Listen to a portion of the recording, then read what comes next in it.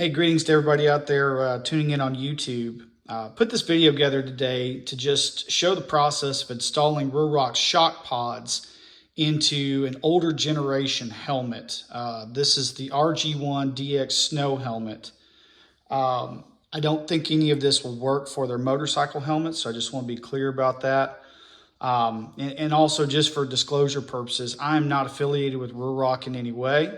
They did not sponsor or endorse this video, and I'm just putting this out there purely for informational purposes.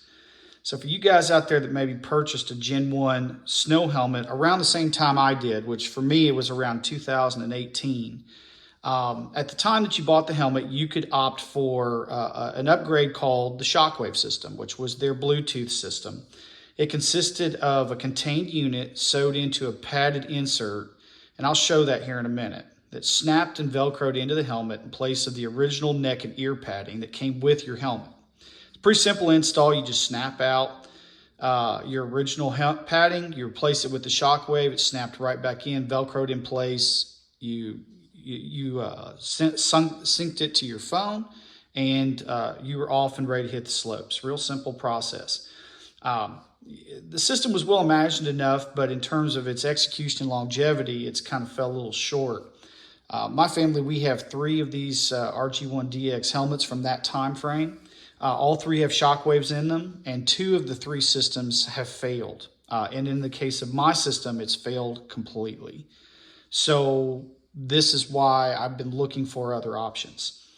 Before I went this particular route, I did try to just replace the Shockwave system, but Ruroc's discontinued it. They don't make it anymore.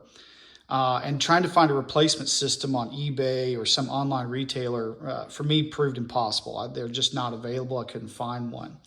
I'm also not an electrical engineer, so I don't have the first clue about how to go in there and rewire it or fix it. It's a failed electrical system.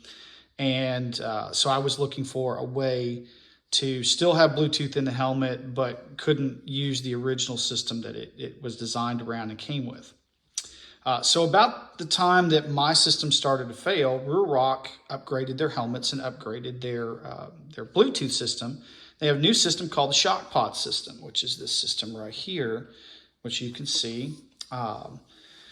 It consists of a couple of pods that clip into the coves designed into the side of the helmet. And there are some pretty good advantages to that. The buttons are a little easier to get to. They're a little bit more modular. And they're a little bit pushed away from the inside of your face a little bit. So it's kind of a cool little system. I really like the design of it. And but again, it wasn't designed for my particular helmet.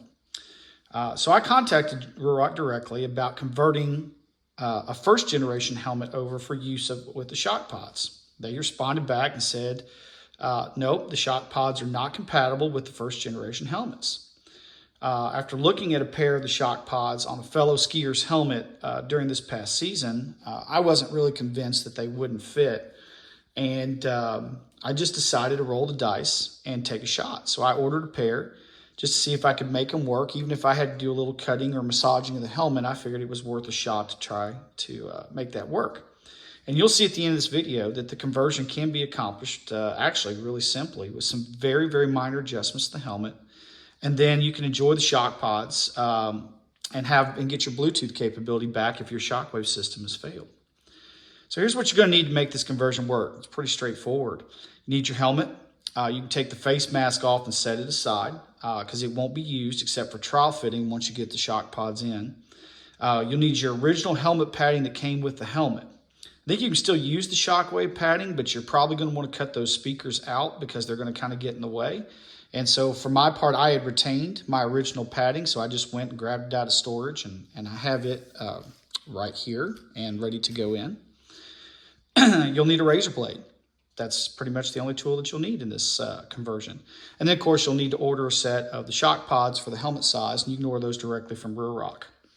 So here's how the steps go. It's pretty straightforward. The first thing you do is you're going to take your helmet and you're going to remove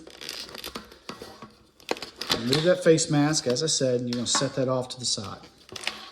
The next thing you're going to do is you're going to go in here, try and clip the chin strap. You're going to pull that Shockwave system out. You're going to pull it off those 2 snaps. pull the Velcro, and that thing's going to come right out. Discard it, set it off to the side. Now the next thing you're going to want to look at are these coves right here on the side of the helmet. Right here, this area here that I'm pointing to. Now you're going to have some padding right there that covers that opening, and that's where your trusty razor blade is going to come in. And take that razor blade, and you're going to cut, make a few cuts. You're going to pull a little amount of that material out, just that size. You're going to do that on each side of the helmet. Clear that opening out. Then it's really just this straightforward. You take your shock pods, and you're going to insert them from the inside out through that opening. They slide right through. Pull them out and give them a little turn. You want to set them on the bottom rail first and then snap them in. And they will fit without any more adjustments to the helmet than that. Same thing over here on this side. You pull that through, pull that out, set it on that bottom rail. Once you clip them, you're going to see inside here, you're going to have some wires that you need to route. On what is essentially the right-hand side of the helmet, you're going to have a speaker and you're going to have a microphone. So your speaker is going to go right up in this space here. And you're going to want to try to put your microphone somewhere around here underneath it. Same thing other side. You're going to set your speaker in there like that. Then you're going to want to route these wires around